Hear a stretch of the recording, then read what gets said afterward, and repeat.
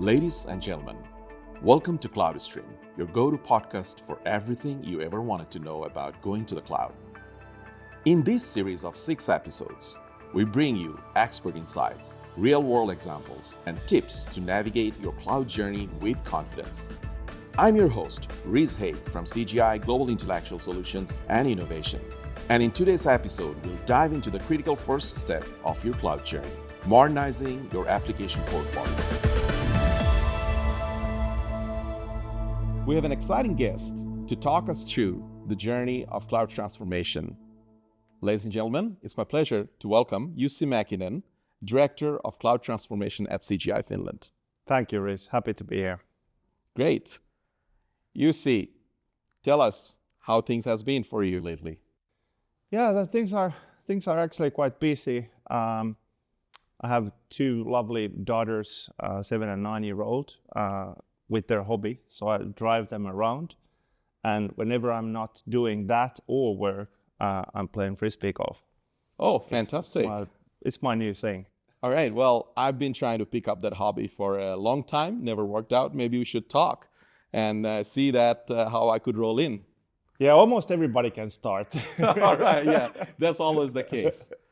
You see, we're going to talk today about a topic named as application portfolio modernization. Now, I'm pretty sure that many of our audience are already aware of what is it. But to simplify that and to talk through your experience, how you define what really application modernization means. When going into that topic, I think first we need to talk about the business value of IT in general, right? So first you have the business strategy. So what is it that you want to do as a company? Then you have the processes where you want to implement the strategy. And nowadays there's technology that will then enable the processes, and after that comes people. So technology is before people in this digital world that we're living. Right. And when we talk about application portfolio modernization, in other words, we could be saying business transformation utilizing modern technology. Because when we talk about the business value of IT, it's always software, right? So it's never like, yeah, I got this great cell phone or great laptop. The difference between success and failure as a company comes through software. So that's why we need to more and more look into how the companies run through technology, and the technology that's meaningful is software. You see, why do cloud transformation, in your opinion, why more and more organizations are really taking this topic as one of their go-to strategy? Yeah, almost every organization is a digital organization, and that's the ground of competition, right? Sure. Who's supporting the customers better in the digital channel? Who's most efficient in their internal operations? And we already talked about the application portfolio. You need to be able to perform there. And cloud is the key enabler of all of this. And it's not the infrastructure, it's the application development, productivity, that's the most relevant part of utilizing cloud, because it gives you speed, right? It gives you speed to develop, it gives you speed to fail, it gives you speed to innovate. And we need to bear in mind also that if we look at the technological innovation across the globe, these hyperscalers are the ones who invest the most in technology. So no wonder why all the new data platform capabilities, all the AI capabilities and assets will come from cloud moving forward. 100%. I'm worried for Finland when we look at the past 2 years and what has happened in the cloud. It's the same story all over again that I already saw like 10 years ago. You're moving data centers to cloud, and you're maybe having a data platform in cloud, but nobody is really modernizing their organization, the business processes and the customer experience, etc., by utilizing the most modern technology that the world has to offer. So I'm thinking that, is it now so that the Finnish public sector and the Finnish companies are falling behind? We used to be front runners in these kinds of games. Correct. And Finland, by the brand itself, should be the leading country when it comes to digitalization. Yeah, and we have the the top 3, specialists. top 5. We have the guys to do it. We have the specialists, the best specialists in the world to actually execute these kinds of transformations. That actually a great remark and made me ask you the question. I know we all love to talk about success, right? Who doesn't? In this transformation, in this journey, you brought the perspective of global versus Finland. What do you think an organization is doing it wrong that lead up to this failure? What did you experience in the recent past? Yeah, it's always about, I think the biggest thing is always about the business and IT alignment, right? The business is not putting enough emphasis on the technology as a business enabler. And so as a consequence, cloud becomes a cost optimization initiative for the CIO, not the initiative of transforming the company, making us more competitive as a whole company. It becomes a technology topic that's nice, but nobody really cares. You don't want to keep it as a separate silo that only levels as a technology. You shouldn't. I was thinking the other day that what if the business executives only knew what you could do with cloud, they would probably be angry with the CIO. That's definitely something we like to see a lot of change. I think there has been some change going on. I think that more and more we see in our daily life that the business owners are coming more and more strong on making the decision, at least the co-decision together with their CIO. Do you see the reflection with the clients that you're working in Finland, both in the public sectors and in the private sectors? Is there something that you want to share as per your story? Yeah, I think that there are some really strong efforts especially in the financial sector. And also in the public sector, there are like a handful of players who are really making an effort, understanding the cloud properly, making the investment into the right places, and trying to really change the organizational culture into the cloud enabling world, because it will change many things from finance to how the teams are structured and the ways of working, etc., etc. So there's so many things to consider. And at CGI, how do you tackle this sort of transformation? What maybe you do, could I even say, out of the box that you and your team is personally very proud of? Well, we are extremely proud of our latest innovation in the AI landscape. So there's like 2 dimensions to AI in our world. There's the things that we implement for the customers, for the organizations of the customers. And their customers. And their customers, right? And then there's the AI that we implement as part of our delivery, our services towards our customers to accelerate their journey. So to make the transformations essentially way faster than ever before. And to the first category, I'm probably most proud of the AI that we've been able to innovate for the Finnish public healthcare. So reducing the time of or unnecessary operational tasks of a doctor or a nurse in order for them to be able to attend more and more Finnish citizens. So in essence, this means that we will all be healthier, right, moving forward. So when these kinds of initiatives accelerate and expand, it's looking good for us. Absolutely, and I guess that this specific optimization reference that you brought in could be also very much across any industry or anywhere where you would say things such as customer care involve. Yeah. Why not to the airports? Why not to the departments of defense and securities and whatnot? So that's fantastic. Anything that you like to remark on the other side of the AI exploration that CGI is going through? Yeah, one thing that I'm very, very proud of is our application factory. Is it? And that journey is merely in the beginning. And we are addressing the fact that AI will change how IT organizations work. Some people are even saying that will we need developers anymore? When will be the time when you can just say to the machine that, okay, develop me this kind of application, thank you. Yeah. Put it in production tomorrow, thank you. And actually transform all of the data from the other systems to that, thank you.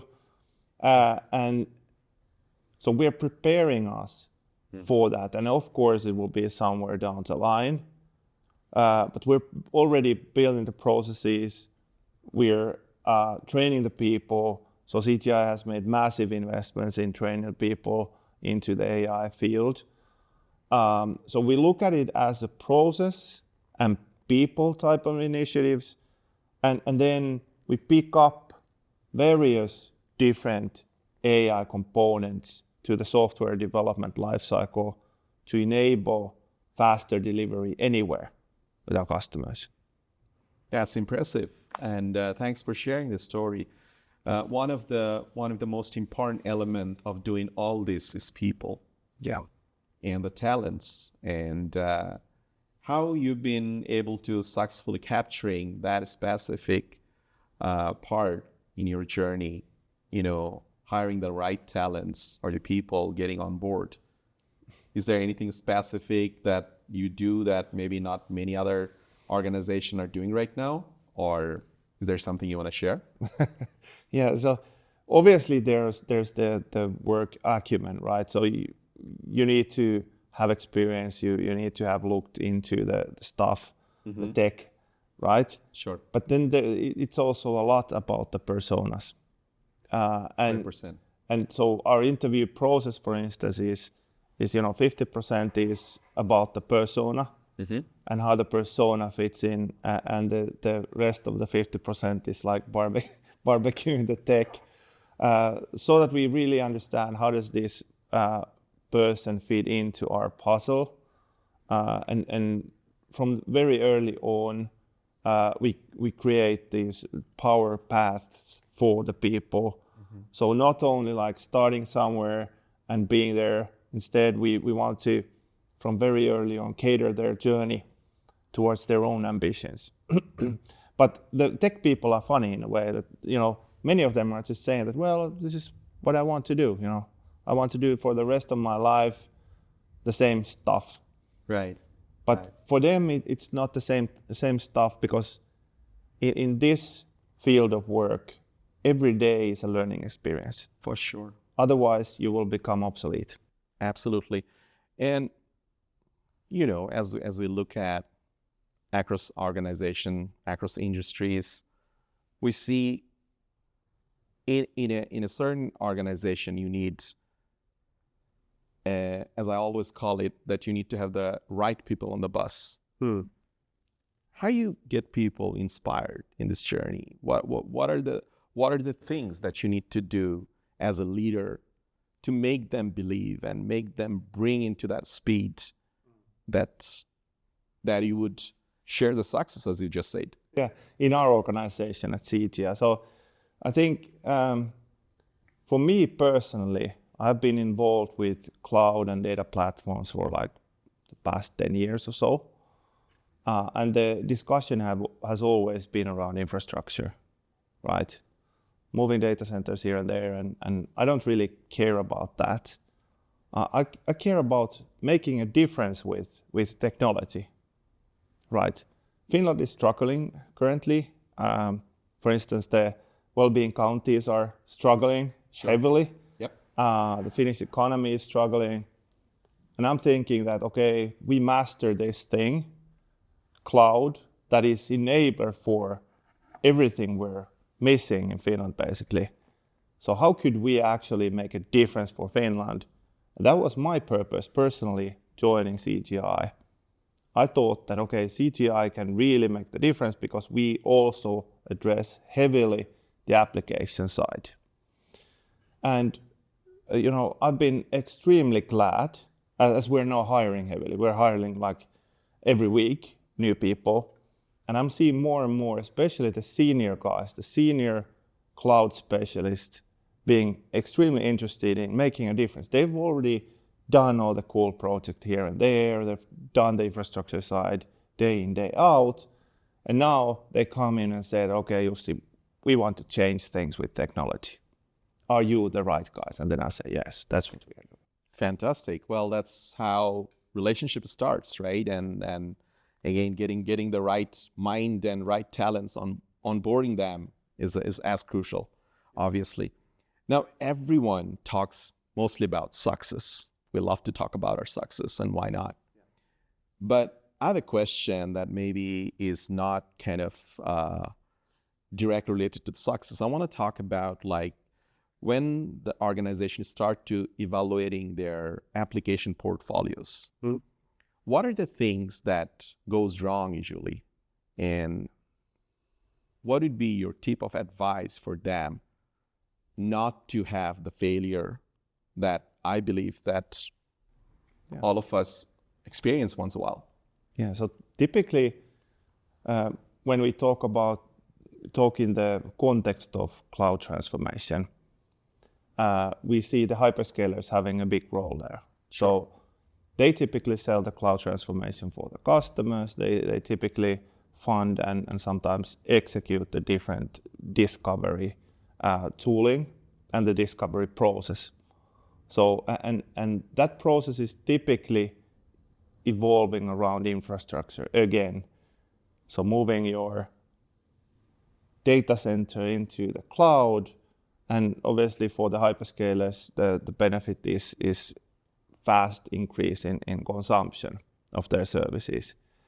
And quite seldom we see in Finland companies who've done the lift and shift, actually going deep into the application level, looking at the portfolio, see how we're today supporting the business, and then starting to transform the business through the applications.